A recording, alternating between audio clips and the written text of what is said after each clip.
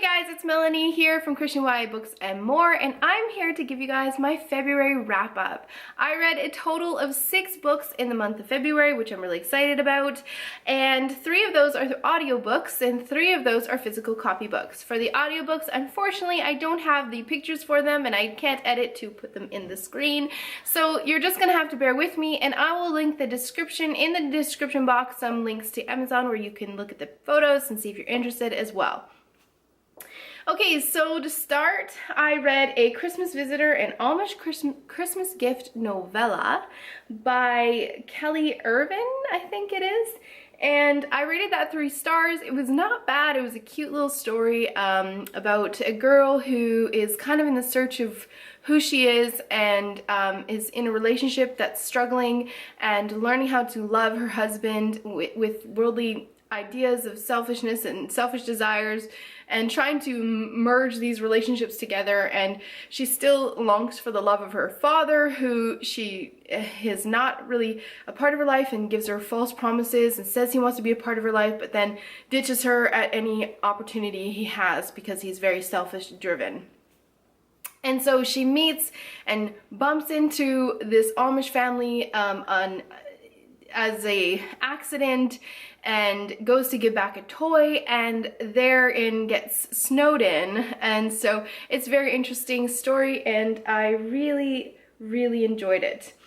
But it wasn't like, it was just a novella, so I gave it a 3 stars. It was okay and I thought it was good. So number 2, I read on audiobook The Fellowship of the Ring. I have been asked to read this.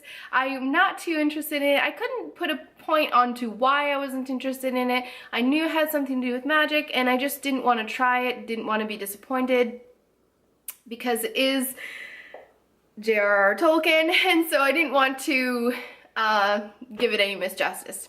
I did rate this 3 stars. It's incredible writing. It really captures you in, and that audiobook version was more like a drama, so it was really neat to listen. But I did think the magic was extremely dark, and I did write on my review how the willpower of a person didn't seem very strong, and compared to the darkness and the pull of evil, and so, which I don't agree with. I think you have the willpower to say no and to repel that. So you know, it says rebuke the devil and he'll flee from you as a Christian, so it's not like he'll flee, not just like linger and tempt you some more. He'll flee. So I think that kind of issue bothered me a little bit going into this book, and trying to find the allegoric message was really difficult. In C.S. Lewis's Chronicles of Narnia, you definitely see that there is an allegoric message with the lion, and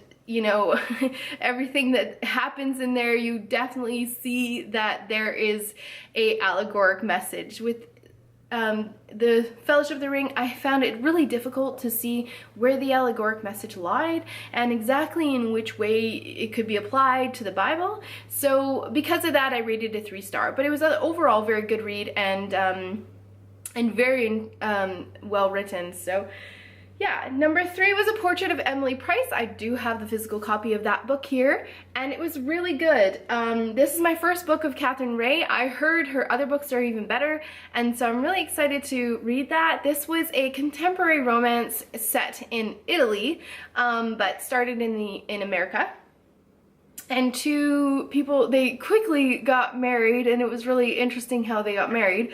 And it's just to learn how to love and sacrifice one's self for another, and just the story of love in here was pretty beautiful. Sunflowers in this book were absolutely gorgeous, and of course Italy and everything in Italy was pretty cool.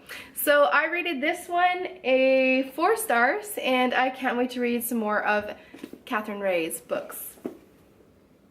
Then we have Princess Ever After, which was an audiobook, and I rated that one 3 stars. That one is also new to me. It was A Royal Wedding number 2 by Rachel Hawke, and I thought it was really interesting. Reggie is the reluctant heiress of an entire country, and so it's her story. And I loved how in that book they intertwined things of the past, these notes that were so well written and so well done in the audiobook.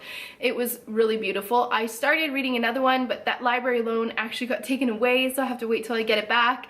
And I do want to continue with this series of the royal wedding series that she put out, which I think is awesome, and anything royal I love to read about. So yes, that one I rated 3 stars, thought it was good. I couldn't relate to Reggie with the whole car thing, but you know, she was a really cool person. Then we have A Viscount's Proposal, number 5 in my reading, and I love this. I recently did a video and I would have had it up last Monday, but when I pulled out this book for the wrap-up, I actually was holding A Spy's Devotion, and because I can't edit and I didn't want to have to write out all my mistakes in the description box, I decided just to scratch that video and redo it with this one. So A Viscount's Proposal, I have the right book here by Melanie Dickerson, and this book was amazing. I rated it 5 out of 5 stars. I don't even need to look at my list because it was so good. Seriously, Laura, I think is how you say her name. It's spelled Leorah. If I'm saying that incorrectly, please tell me in the description box below. I need all the help I can get with these things. And it's a Regency England appearance can be deceiving. It's a Spy's Devotion series that she's making. These are all set in England, totally different from what Melanie Dickerson has been doing with her retellings, and it's absolutely my favorite book that Melanie Dickerson has done so far. I think this book is completely like Jane Austen's book, Pride and Prejudice, with a little hints of Emma in there with her character. I don't know if that was her inspiration. I definitely want to tweet her and ask her about that. And if she sees this video, I hope she comments and tells me all about it. But so good. I absolutely love this book. I can't discuss this book though with Angela like I was hoping. I recently got a new position at work, and unfortunately training landed on that day, so I won't be able to do the video with her. I think she's planning on doing it on her own, so please join in with her, and I will definitely discuss it in the comments later on. Unfortunately, I can't make it. I'm sorry to all you faithful readers of our book club, but amazing book, and please join so I can discuss things later too and hear what you guys had to say during that video. Yeah, best one yet. Okay, and then the last book of February was The Innkeeper of Ivy Hill by Julie Klassen, and Julie Klassen is so amazing. She is the best writer for historical writing. Her and Melanie Dickerson probably are my favorite in that genre. And this is the first of a series, so I am so excited to show you guys this. This is The Innkeeper of Ivy Hill by Julie Klassen. Seriously, you guys, this was so good. So it starts out and she just introducing the whole village in this area. She's got a map in the book so you guys can follow along with it, and it's done really well. So this is Jane, who is a widow, and she lost her husband, who is inherited an inn to his wife Jane, and she before that just stayed at home, and so she has no idea about business management. She has no idea about anything, and she's kind of at the mercy of people with their wisdom, deception, and different things like that. And so Thora, her mother-in-law, the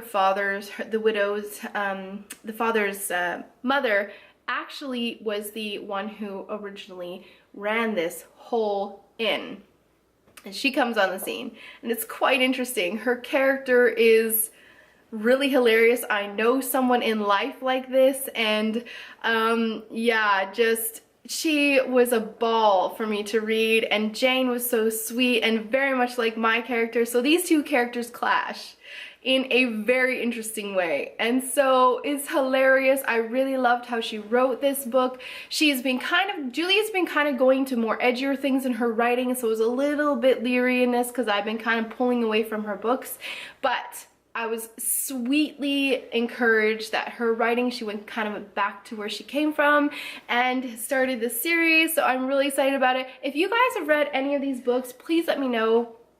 Had a really good month of February. Month of March I will let you guys know about in the next couple videos, as well as I have some tag videos that I have to do by my friends who have tagged me recently. And that's it for the month of February. March is going to be very interesting, and I can't wait to share that with you guys, as well as my totally ever increasing currently reads category. Like, it's getting crazy, you guys, and I can't wait to tell you more about it. So until next time, I'll talk to you guys later. Bye.